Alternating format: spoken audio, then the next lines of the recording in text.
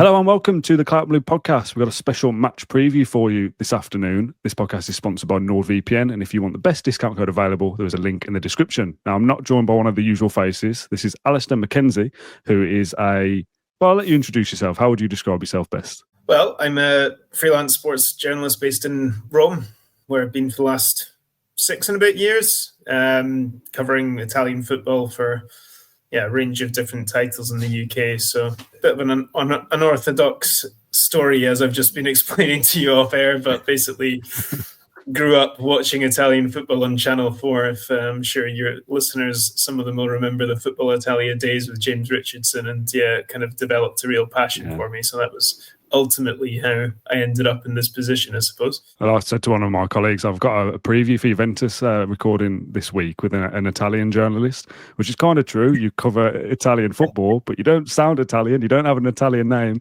But that's not a requirement, is it? You're here to tell us a little bit more about Juventus ahead of our Champions League clash on Wednesday evening, tomorrow night, as this episode comes out. First of all, just as a bit of a general kind of introduction to Juventus, if you like, their season so far. Let's focus on the Serie A to begin with. Obviously, Thiago Motta, manager since the summer. What's their kind of start to the season been like, in your opinion? Yeah, a mixed bag, really. They've, like you say, the change of coach was always going to create a moment of, I guess, evolution, certainly, from what we saw under Max Allegri, which was often a very stodgy and limited style of football, even if it did get the results they needed to ultimately end up in the Champions League and so on. It didn't feel like a particularly modern brand of football, to put it lightly. Whereas Motta really impressed in taking Bologna to the Champions League and having quite interesting ideas, really, in terms of how he set his team up. But there are quite a few new faces in the summer, not just him, but in terms of the signings they brought in, trying to kind of make a younger team as well, bring down the age a bit. And it's been a bit hit or miss. He kind of the thing he did really quickly early doors was found that defensive solidity, which I guess was already ingrained in the side a bit from the Allegri years. But he's been really impressive in terms of the way he's organised the team. The issue really has been at the other end of the pitch, which I'm sure we'll get onto. And the form has, it has been quite good in the sense that they're still unbeaten in Serie A. But because they can't score goals very easily, they've drawn 7 of their 13 games. So they're actually down in 6th place in the table, despite being the only unbeaten team left. So some positives and some negatives, really. It's one of those weird cliches, isn't it, that being unbeaten doesn't really matter, because if they'd have lost a couple of games but won a couple more of those draws, they'd be higher in the league. You say they're in 6th. It is very tight in Serie A. What would Juventus's ambition be in terms of their league form? Is it to win the title, or is it just to be in the Champions League now? Yeah, I mean, that's always Juve's ambition. They're by far the most successful team in Serie A history. Really, that is where the bar is set. They've really slipped in the last few years and let their rivals in, and it's been a bit of a mess. There's been one bad decision after another, and quite a bit of chopping and changing at the top in terms of their coaching, their coaches, in terms of the style of football they want to play, in terms of their recruitment, and it's taken them a while. There's a big controversy in terms of the ultimately saw a lot of the hierarchy of the club have to leave as well. So there's been a lot going on at the club in the last few years, and the hope is that Thiago Motta is kind of ushering in a new era, and with a more youthful team that will ultimately play a bit more of a modern, joined-up, cohesive style of football, which he's starting to build towards. And even in the last month or month and a half, we have seen him starting to develop that a bit more. The problem being that then, and I really hope that your Aston Villa supporting listeners didn't tune in to Juve's last game in order to get a view of the opponent, because it was one of the worst games I think anyone has ever seen, against Milan with a 0-0 draw at the weekend. So there are still those performances in them, and they've had quite a few 0-0 draws this season. Yeah, they still expect to be up there challenging for the Scudetto. They still expect to be making a good deep run in Europe too. And a lot of that is really because they're Juventus, and that's just what they're expected to do. I think if you took a step away from it and asked people outside of the Juventus bubble, they would probably think that realistically, a top 3 top 3-4 finish and a good run in Europe would be a good season, especially considering all the change that's happened there. So depends who you ask, probably. Let's touch on the Champions League campaign a little bit. Obviously, the new format that's different has opened up the door to clubs like Villa to be in a good position in this new league phase, but obviously it's still a long way to go. Hardly convincing, I suppose it would be an easy summary for them so far. What would their ambitions be in Europe then? I know you've just said like finishing the top 3 or 4 and having a good run. What denotes a good run for Juventus? So I just think of Juventus, and this is a kind of a lazy, probably, I don't know, outdated thought process about the old Juventus that, well, they win the league pretty much every year and they're going to have a good stab at going all the way in the Champions League as well. In Allegri's first spell, they got to 2 Champions League finals in the space of 3 years and lost both of them. It was after that they signed Cristiano Ronaldo, and the hope behind that was really that he was going to help push them on into being a team who were losing finals in that competition to a team who was winning that competition. But instead, they actually ended up regressing and got knocked out in the quarters a couple of times. And since then, it's only been the round of 16 as far as they've got. They've not got as far as the quarterfinals for, I think, 6 years now. So to answer that question, I think getting back to the last 8 would be a big thing for them. And so to get there, you would have thought finishing the top 8 in this league phase is the immediate ambition. And yeah, the results have been a bit hit or miss, to be honest, because they did get off to a good start because beating, I think it was PSV and Leipzig, their first couple of games. And, not huge teams, but difficult teams. And to come out of that with 6 points was a really good start. But yeah, after that, it's not gone so well because you see the Stuttgart result on paper as a 1-0 defeat, but they were dreadful in that game and deserved to lose by more. It was only their goalkeeper, Mattia Perin, who really kept the score down, saved a penalty, and they were completely outplayed in that match. And then ultimately, the last game only taking a draw against Lille is probably below expectations too. So yeah, they've got City to come as well after Villa, so they do have a tricky ending to this run, and they do need to push on and start getting results again if they're going to finish in that top 8. Yeah, I'm getting semi-distracted by doing this virtually, obviously by the notice that we don't live in the same country. But I'm just looking through Juventus's squad page on the Champions League website and noticed that in the 4 games played, they've had 2 games where they've had a red card as well. Is discipline a thing that we need to take into account here with Juventus? Are they a dirty team? I wouldn't say a dirty team. No, I mean, I think, that kind of surprised me too when I got up the Champions League results, because it's not something I think of as being a theme of the season particularly. But, I mean, they are a team that defends a lot, and so I guess ultimately that can lead to those kind of issues. But, they have had some problems as well, not just in terms of discipline, but in terms of injuries, and that's certainly a big talking point going into this. The good thing for them on that front has been that they've got this defensive record despite losing their best defender, Gleison Bremer, to an ACL, and his season's over. And they've maintained this kind of solidity despite having a kind of second string defense now, because their left back then, Cabal, also then did his ACL. The big talking point ahead of this one is whether or not Dusan Vlahovic is going to be fit, because he's their main source of goals, and without him, they really struggle to have a focal point in attack. So yeah, there will be a press conference at some point on Tuesday. So maybe as people are watching or listen to this, they'll know a little bit more about the injury situation for both sides.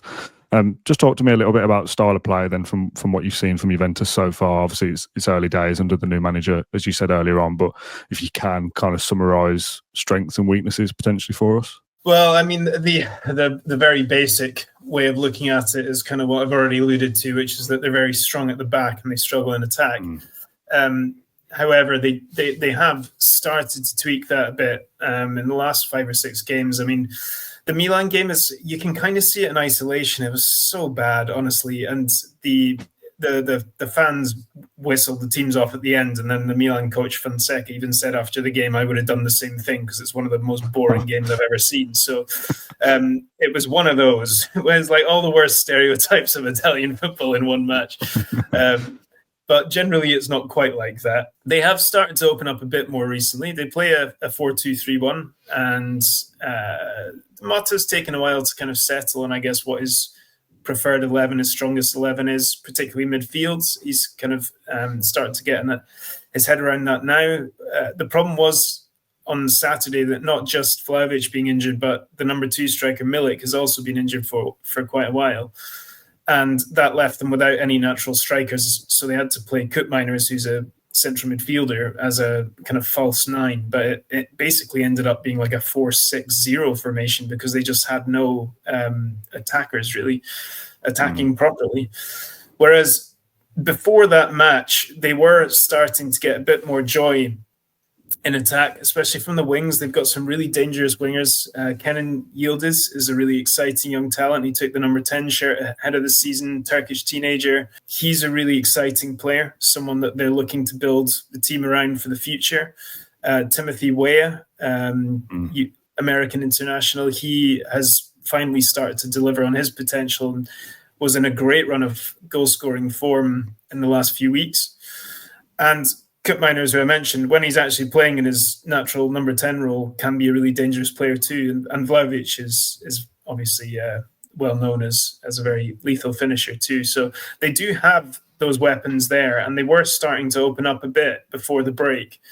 So you do feel that Motta is kind of starting to evolve this team, develop them into something more than what they were at the beginning of the season, which was very much like, let's stay compact, get our shape, get our structure. We can build our confidence on the back of strong defensive, organized displays.